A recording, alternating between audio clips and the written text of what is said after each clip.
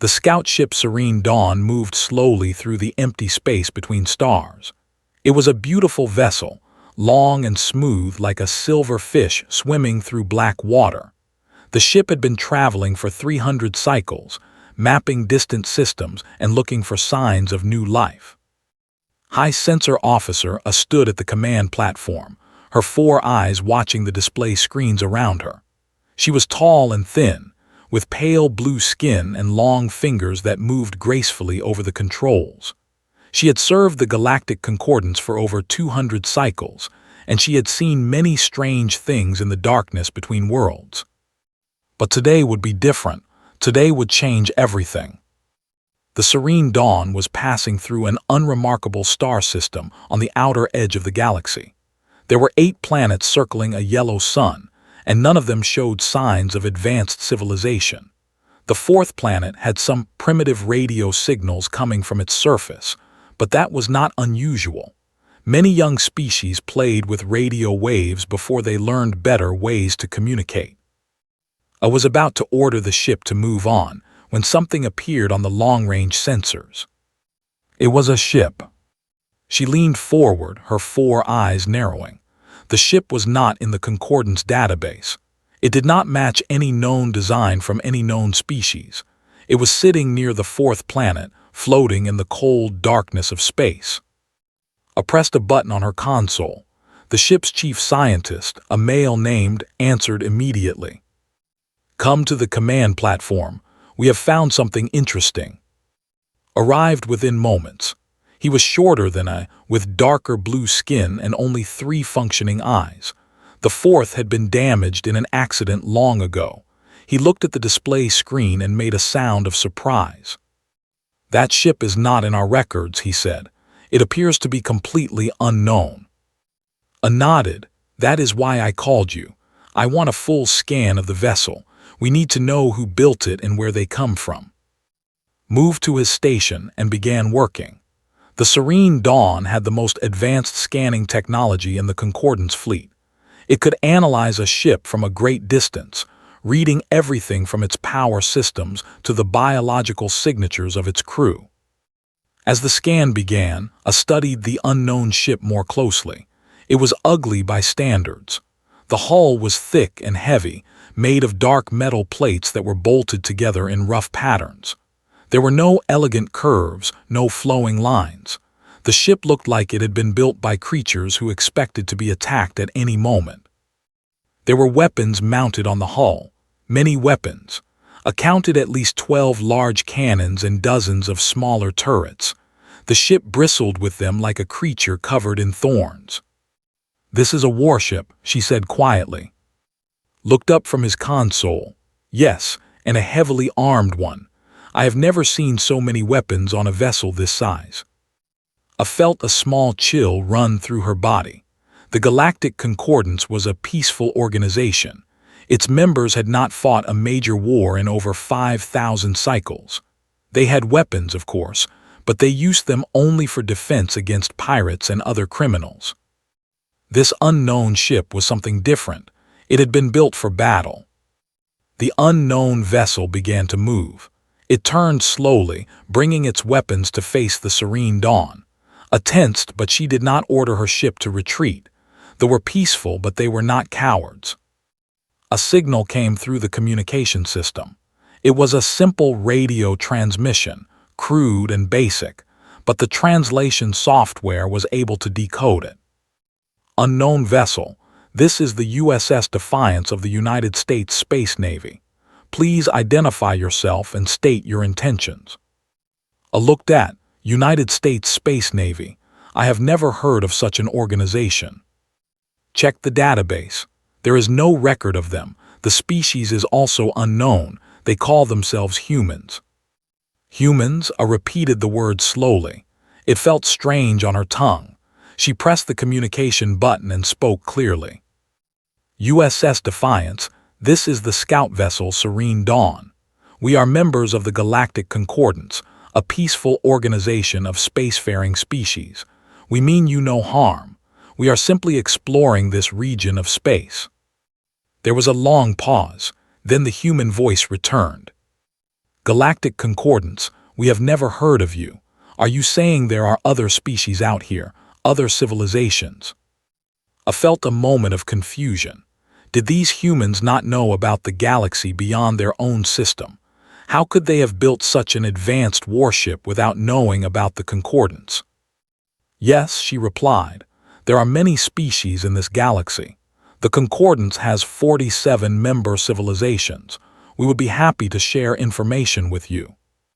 Another pause.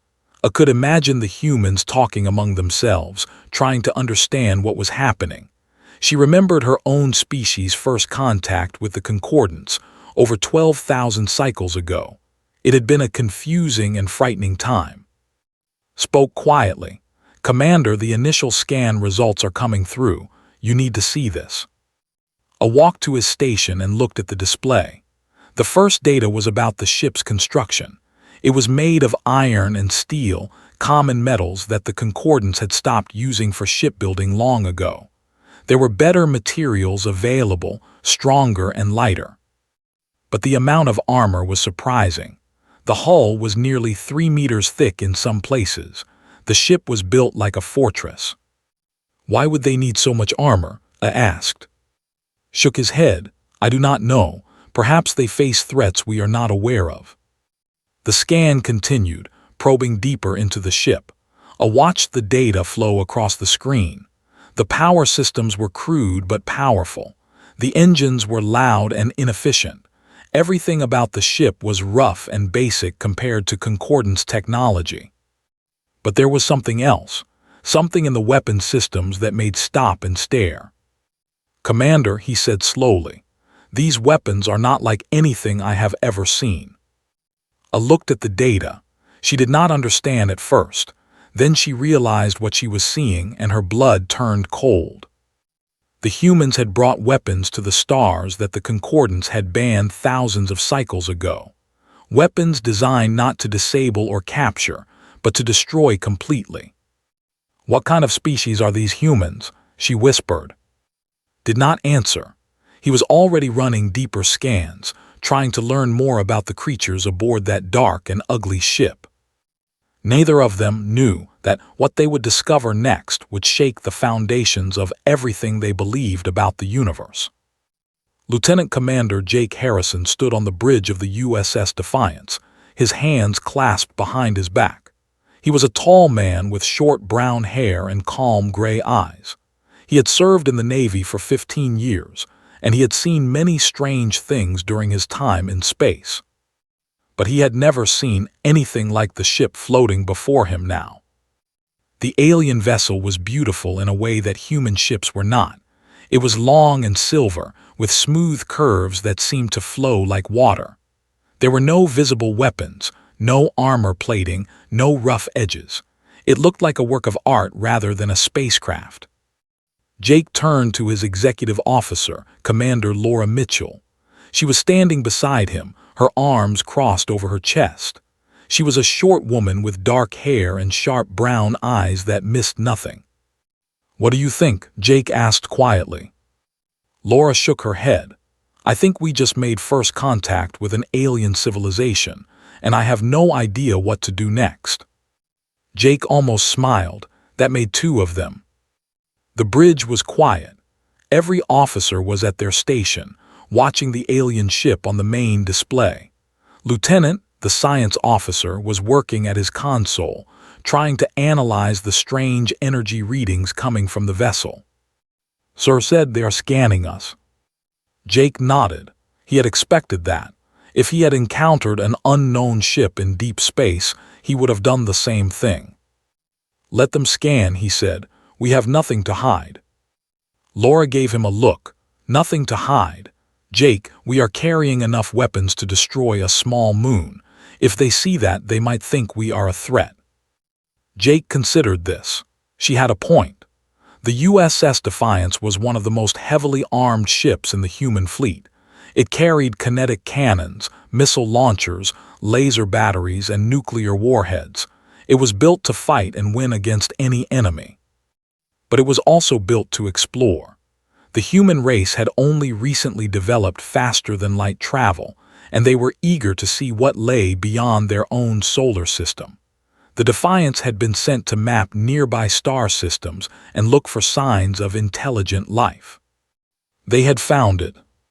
"We cannot change what we are," Jake said finally. "If they scan our weapons, then they scan our weapons. We will just have to explain that we mean no harm." Laura did not look convinced, but she said nothing more. On the alien ship, High Sensor Officer A was watching the scan results with growing amazement. The data was flowing faster now, revealing more and more about the strange human vessel. The weapons were only the beginning. Chief Scientist was working at his console, his three good eyes moving rapidly across the display. He had been a scientist for over 100 cycles, and he had studied many species during that time, but he had never seen anything like this. "Commander," he said, "I have begun scanning the biological signatures of the crew." A moved to stand beside him. "What have you found?" Hesitated. "The species is carbon-based, which is common. They breathe oxygen and drink water. Their bodies are similar in basic structure to many concordant species." But A prompted. "But there are differences, significant differences," pointed to a diagram on the screen. "Look at their skeletal structure. Their bones are extremely dense, much denser than any species I have encountered, and their muscle tissue is powerful, far more powerful than it needs to be for their size." I studied the diagram. "Why would they evolve such strong bodies?" Shook his head. "I do not know. Perhaps there has strong gravity. Perhaps they face natural predators, but there is more. Look at this." He brought up another display. This one showed the chemical composition of human blood. "They produce a substance called adrenaline," explained. "It is released during times of danger or stress. When it enters their bloodstream, their strength increases, their reflexes become faster, and they can ignore pain that would cripple other species." I stared at the display. "That sounds like a combat drug." "It is," agreed, "but they produce it naturally. Their bodies are designed to fight." On the human ship, Jake Harrison was receiving a new transmission from the aliens. "USS Defiance," the alien voice said. "We would like to know more about your species. Where is your, how long have you been traveling among the stars?" Jake thought carefully before responding. He was aware that every word he said might shape the future relationship between humans and this alien civilization. "Our is called Earth," he said. "It is the third planet in this system. We have been traveling in space for about 200 years, but we only developed faster-than-light travel recently. This is our first mission beyond our own solar system." There was a pause, then the alien spoke again. "You have only been traveling among the stars for a short time, and yet you have built such a powerful warship. Why do you need so many weapons?" Jake felt Laura tense beside him. It was a dangerous question. If he answered wrong, the aliens might see humans as a threat. He decided to tell the truth. "We have had many wars on our world," he admitted. "Our history is full of conflict. We built this ship to protect ourselves from any threats we might encounter in space. We did not know what we would find out here." Another pause, longer this time. On the serene dawn, and exchanged looks. "They have had many wars," I said slowly. "What kind of species fights among itself?" "Many young species have internal conflicts," replied, "but most of them grow out of it before they reach the stars. These humans have brought their warship with them. That suggests their conflicts are not over." I felt a cold weight settling in her stomach. She was beginning to understand that these humans were not like any species the Concordants had encountered before. "Continue the scan," she ordered.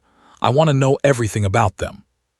Nodded and turned back to his console. The scanning beams probed deeper into the human ship, pulling data from its computers, its medical records, its historical archives. What they found would change the Galactic Concordance forever. Jake Harrison watched the alien ship on his display.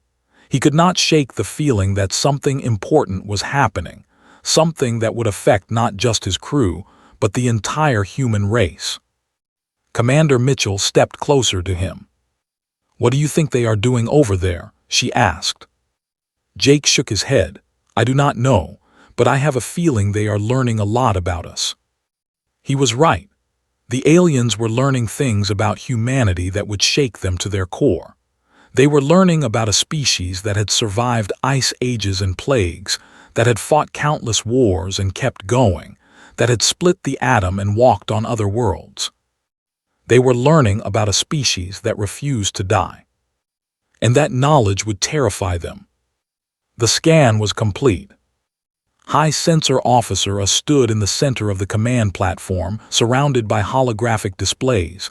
Every screen showed data about the humans, their ship, their weapons, their bodies, their history. She wished she had never started the scan. Chief Scientist stood beside her, his 3 eyes wide with something that looked like fear. In all his years of studying alien species, he had never seen anything like what the scan had revealed. "Commander," he said quietly, "I do not know how to explain this." Trya replied, took a deep breath and pointed to the first display. "Let us start with the planet they call Earth." The display showed a blue and green planet covered with clouds. It looked peaceful from space, but the data told a different story. "Earth has extreme temperature variations," explained. "Some areas are hot enough to kill most concordant species. Others are cold enough to freeze blood solid. The planet experiences violent storms, earthquakes, volcanic eruptions, and floods. The atmosphere contains a gas called oxygen, which is highly reactive and causes decay in most organic matter." A frowned, "That sounds like a death world." "It is a death world, confirmed, and that is not the worst of it. Look at the other life forms on the planet." The display changed to show images of Earth creatures. I saw giant predators with massive teeth, venomous snakes and spiders, creatures that could crush bones with a single bite, parasites that lived inside other animals, diseases that could kill millions. "The humans evolved alongside these creatures," said. "They survived by being stronger, faster, and smarter than everything else on their world. Their bodies are weapons. Their minds are weapons. They are built for war at the genetic level." I felt sick. She thought of with its gentle climate and peaceful ecosystems. Her people had never faced such dangers. They had never needed to fight for survival. "Show me their history," she said. Hesitated. "Commander, I do not think you want to see this." "Show me." Touched a control, and the display changed again. I watched in horror as images flowed across the screen. She saw humans fighting with sticks and stones. She saw them build weapons of metal, then weapons of fire. She saw wars that lasted for years, for decades, for centuries. She saw cities burning. She saw millions dying. "The humans have been at war with each other since they first walked upright," said. "They have fought over land, resources, religion, ideology, and sometimes for no reason at all. They have invented weapons that could destroy their entire planet, and they have built enough of them to do it many times over." I stared at the display. She saw a flash of light brighter than a sun, and then a mushroom-shaped cloud rising into the sky. "What is that?" she whispered. "A nuclear weapon," replied. "The humans developed them about 80 years ago. They have used them against each other twice. They still have thousands of them." I could not speak. The Concordance had strict rules about such weapons. They were too dangerous to use, too destructive to build. Any species that developed them was immediately quarantined until they learned to control themselves. But the humans had not been quarantined. No one had known they existed. They had been left alone to develop their terrible weapons in peace. And now they had brought those weapons to the stars. "There is more," said reluctantly. "Look at this." The display showed medical data from the human ship. I saw images of human bodies, both healthy and damaged. "The humans can heal from injuries that would kill any concordant species," explained. They can lose limbs and survive. They can suffer wounds that would destroy internal organs and still recover. Their bodies fight off disease with a ferocity I have never seen. He pointed to a specific image. This human lost an arm in an accident. Within months, medical technology had given him a new one. He returned to active duty and continues to serve on the ship. I looked at the image. The human in the picture was smiling, holding up his artificial arm like it was a trophy. They are not just survivors, continued. They are adapters. When their bodies fail, they build machines to replace them. When their environment is hostile, they change it. When they face obstacles, they find ways around them. Nothing stops them. I turned away from the display. She walked to the observation window and looked out at the human ship. It was still sitting there in the darkness, its weapons pointed toward the serene dawn. She thought about what would happen if the Concordance tried to stop these humans. She imagined ships facing those terrible weapons. She imagined her people trying to fight creatures who had been fighting their entire existence. It would be a massacre. Commander said from behind her, "What do we do?" I did not answer immediately. She was thinking about the message the humans had sent. They had said they came in peace. They had said they were explorers. They had been polite and reasonable. But their ship told a different story. Their history told a different story. Everything about them said that they were the most dangerous species the galaxy had ever seen. "We need to report this to the Concordance," I said finally. "The Council needs to know what we have found." Nodded, and the humans, what do we tell them? I looked out at the dark warship one more time. The humans had survived their death world. They had survived their wars. They had survived weapons that could crack planets. And now they were here, in the Concordance's territory, looking for new worlds to explore. "We tell them nothing," I said. "Not until the Council decides what to do. For now, we watch and wait." She returned to the command platform and began preparing a transmission to Concordance High Command. She included all the scan data, all the images, all the historical records. She did not know how the Council would react. She did not know what they would decide to do about the humans. But she knew one thing with absolute certainty. The galaxy would never be the same again. On the USS Defiance, Jake Harrison watched the alien ship carefully. The energy pulses had stopped, which meant the scan was probably complete. He wondered what the aliens had seen. He wondered what they were thinking. Laura Mitchell stood beside him, her face thoughtful. "They have been quiet for a while," she said. Jake nodded. "They are probably analyzing the data, learning about us." Laura looked at him. "And what do you think they are learning?" Jake considered the question. The truth was, he did not know what the aliens would think of humanity.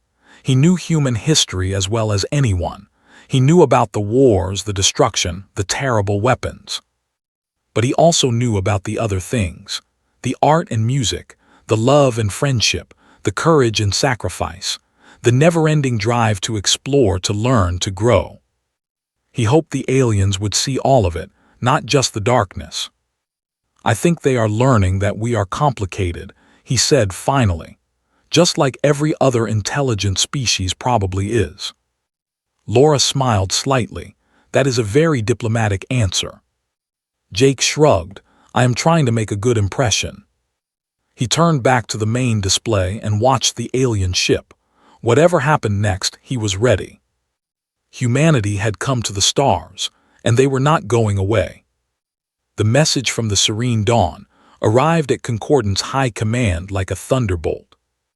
Within hours, representatives from all 47 member species had been called to an emergency session of the Galactic Council. They gathered in the Great Hall, a massive chamber at the center of Concordance Station. The hall was designed to accommodate species of all sizes, from the tiny insect-like krill to the massive stone-bodied. Today, every seat was filled. Elder La took her place at the center of the raised platform. She was old, even by standards. Her blue skin had faded to pale gray, and her 4 eyes moved slowly. But her mind was still sharp, and her voice still carried authority. "We are here to discuss a matter of great importance," she said. "A new species has been discovered on the edge of concordant space. They call themselves humans." She activated the holographic display, and the data from the serene dawn appeared in the air above the council chamber. Every representative could see it clearly. The reaction was immediate. Ambassador of the rose from his seat. His species was tall and slender, with gray skin and large black eyes. They were known for their caution and their fear of outsiders. "This is a threat," he declared. "These humans are dangerous. Their weapons, their history, their very biology marks them as predators. We must act now, before they spread beyond their own system." Several other representatives voiced their agreement. The chamber filled with the sound of worried voices. But not everyone agreed. Ambassador of the remained seated. Her species was small and round, with soft brown fur and gentle eyes. They were known for their wisdom and their patience. "We cannot condemn a species for what they might do," she said calmly. "The humans have made no hostile moves. They claim to be explorers, not conquerors. Perhaps we should give them a chance to prove themselves." The ambassador turned to face her. "Give them a chance?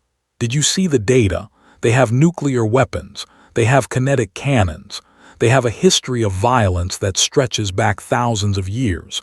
If we give them a chance, they might use it to destroy us all." The chamber erupted into argument. Representatives shouted over each other, trying to make their voices heard. Some demanded immediate military action. Others called for a quarantine of the human system. Still others suggested diplomatic contact. Elder La let them argue for several minutes. Then she raised her hand, and the chamber fell silent. "I have reviewed the data from the serene dawn," she said slowly. "I have studied the human history, their weapons, their biology, and I have come to a conclusion that may surprise you." She paused, looking around the chamber at the worried faces of the representatives. "The humans are not our enemies," she said. "They are survivors." The ambassador made a sound of disgust. "Survivors, they are killers." "Yes," La agreed. "They are killers. They have killed each other for thousands of years, but look more closely at the data. See what else they have done." She touched a control and the holographic display changed. Instead of weapons and wars, it showed other images. Humans building cities. Humans creating art. Humans reaching out to help each other after disasters. "They have fought wars," La said, "but they have also made peace. They have destroyed cities, but they have also built new ones. They have created weapons that could end their species, but they have chosen not to use them."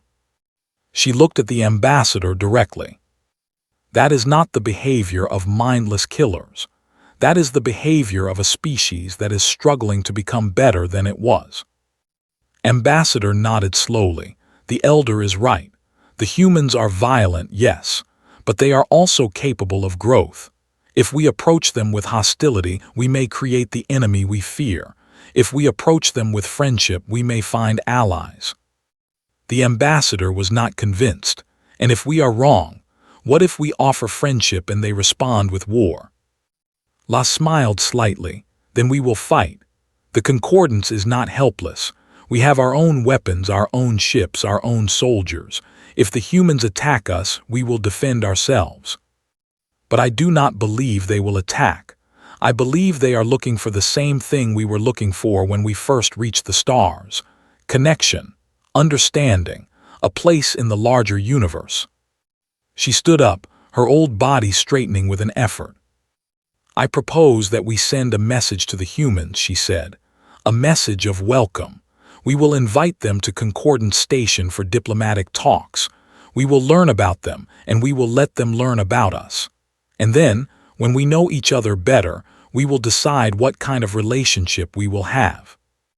The chamber was silent. The representatives looked at each other, uncertainty on their faces. Finally, Ambassador stood up. "I support the elder's proposal." One by one, other representatives rose to their feet. The Krill, dozens of others. The ambassador remained seated for a long moment. Then, reluctantly, he stood as well. "I do not agree with this decision," he said, "but I will not stand against the council. However, I want it recorded that I believe this is a mistake. The humans are dangerous, and one day we will regret this choice." "Your objection is noted," La replied. "Now let us compose our message." The council worked together to create the transmission. They chose their words carefully, trying to strike a balance between welcome and caution. When they were finished, they sent the message across the stars to the waiting human ship. On the USS Defiance, Lieutenant Commander Jake Harrison received the transmission. He read it twice, then handed it to Commander Laura Mitchell. She looked at it with wide eyes. "They are inviting us to their station. They want to talk." Jake nodded. It appeared that humanity had passed the first test. The aliens had seen their weapons, their history, their violent nature, and they had decided to give them a chance anyway. He did not know how close the vote had been. He did not know that the ambassador had argued for their destruction. He did not know that a single elderly had changed the course of galactic history with her words. All he knew was that the door was open. "Send a reply," he ordered. "Tell them we accept their invitation. Tell them we are honored by their welcome, and tell them we look forward to meeting them." Laura nodded and turned to the communications console. Jake looked out at the stars.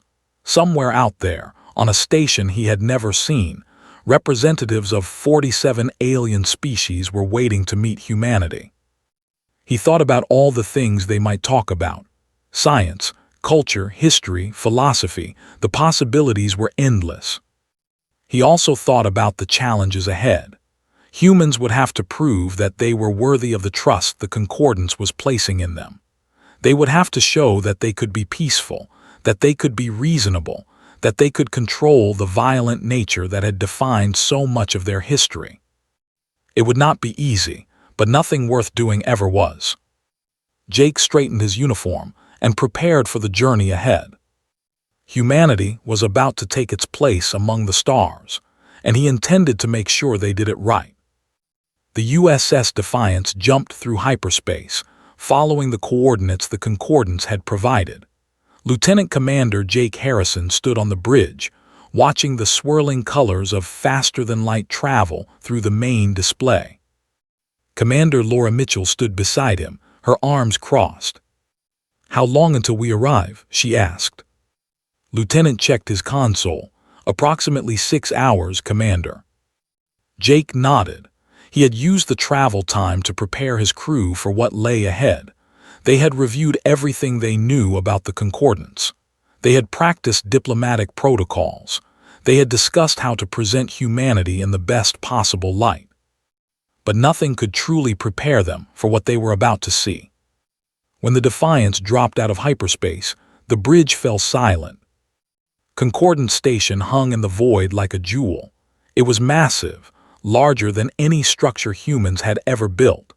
Dozens of rings circled a central hub, each one containing living spaces for different species. Thousands of ships moved around the station, coming and going like insects around a hive. Jake stared at it with wonder. In all his years in space, he had never seen anything so impressive. "Defiance, this is Concordance Station Control," a voice said through the communications system. "We have been expecting you. Please proceed to Docking Bay 47. An escort will meet you there."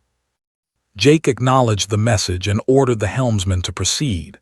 The Defiance moved slowly toward the station, its weapons powered down, its shields lowered. They were guests here, not warriors. As they approached the docking bay, Jake saw other ships for the first time. There were vessels of every shape and size. Some were long and graceful, like the ship they had encountered. Others were round and bulky, or sharp and angular, or shapes that description. Each ship represented a different species, a different civilization, a different way of looking at the universe. Jake felt very small suddenly. Humanity had thought they were alone in the cosmos. Now they were discovering that they were just one small piece of a much larger picture. The Defiance docked without incident. Jake ordered a small delegation to accompany him onto the station. Commander Mitchell, Lieutenant, a security officer named Susan Peters, a diplomatic advisor named Henry Grant. They walked through the airlock and into the station. The first thing Jake noticed was the air. It was clean and fresh, with a faint scent he could not identify. The second thing he noticed was the size. The corridor they stood in was high enough to accommodate species 3 times the size of humans. And then he saw them. Aliens, dozens of them, hundreds of them. They filled the corridor, watching the humans with curious eyes. Some were tall and thin, with blue skin and multiple eyes. Others were short and round, covered in brown fur. Still others had no recognizable shape at all. Jake stopped walking. He had prepared for this moment, but the reality of it still overwhelmed him. These were not characters in a story. They were real beings with their own thoughts and feelings and histories. And they were all looking at him. A step forward from the crowd, Jake recognized the species from the ship they had encountered. This one was older, with faded gray skin and slow-moving eyes. "Welcome to Concordance Station," they said. "I am Elder La. I have been chosen to greet you on behalf of all member species." Jake took a deep breath and stepped forward. "Thank you, Elder. I am Lieutenant Commander Jake Harrison of the USS Defiance. I represent the United States Space Navy and through them, the people of Earth." La nodded slowly. "We have learned much about your people, Lieutenant Commander, your history, your capabilities, your nature." Jake felt a chill run down his spine. He knew what the aliens had seen when they scanned his ship. The weapons, the armor, the records of war and destruction. "I know our history is not always peaceful," he said carefully. "We have made many mistakes. We have caused much suffering. But we have also learned from those mistakes. We have grown and changed. We are not the same species that dropped nuclear bombs on our own cities." La studied him with her 4 eyes. "No, you are not. You have learned to work together. You have learned to reach for the stars. You have learned to hope for something better." She paused. "That is why we invited you here. Not because you are perfect, but because you are trying. That is all any of us can do." Jake felt a weight lift from his shoulders. He had been afraid that the aliens would reject humanity because of their violent past. Instead, they seemed to understand that growth was possible. "The Council has prepared a welcome ceremony for you," La continued. "You will meet representatives from all 47 member species. You will learn about our laws, our customs, our ways of life. And we will learn about you." Jake nodded. "We are honored by your welcome." La smiled, a strange expression on her alien face. "Honor is earned, Lieutenant Commander. You have not earned it yet, but you will have the chance to prove yourselves." She turned and gestured for the humans to follow her. Jake walked behind her, his delegation at his side. Around them the aliens watched and whispered. Some looked curious, others looked afraid, still others looked hopeful. Jake understood how they felt. He felt the same way. The welcome ceremony was long and formal. Jake met representatives from species he had never imagined. He shook hands and tentacles and claws. He listened to speeches translated through a device in his ear. He answered questions about Earth, about humanity, about their hopes and dreams. Throughout it all, he was aware of how carefully he was being watched. Every word he said, every gesture he made, was being analyzed and evaluated. The aliens were trying to understand what kind of species humanity really was. Jake did his best to show them the truth, that humans were flawed but determined, that they were capable of great destruction but also great creation, that they were reaching for the stars not to conquer but to connect. When the ceremony was over, La approached him again. "You have done well, Lieutenant Commander," she said. "The Council is impressed by your openness and your honesty." Jake felt a surge of relief. "Thank you, Elder." "But this is only the beginning," Locke continued. "The path ahead will be long and difficult. There are those in the Concordance who still fear your species. They will be watching for any sign of the violence that fills your history." Jake nodded. "I understand. We will prove ourselves worthy of your trust." La looked at him for a long moment. "I believe you will try," she said finally, "and perhaps that is enough." She turned and walked away, leaving Jake standing in the great hall of Concordance Station. Commander Mitchell stepped up beside him. "What do you think?" she asked quietly. Jake looked around at the aliens still filling the hall. They were watching him, waiting to see what humanity would do next. "I think we have been given an opportunity," he said. "The chance to be part of something bigger than ourselves. The chance to learn from species who have been traveling the stars for thousands of years. The chance to prove that we are more than our worst moments." He straightened his shoulders and looked toward the stars visible through the station's windows. "And I think we are going to take it." Behind him, on the USS Defiance, his crew was already preparing for the next phase of their mission. They would explore, they would learn, they would grow. And somewhere in the galaxy, 47 species would be watching, wondering if they had made the right choice. Only time would tell. But Jake Harrison believed in humanity. He believed in their ability to change, to adapt, to become something better. And that belief, more than any weapon or technology, was the greatest thing they had brought to the stars.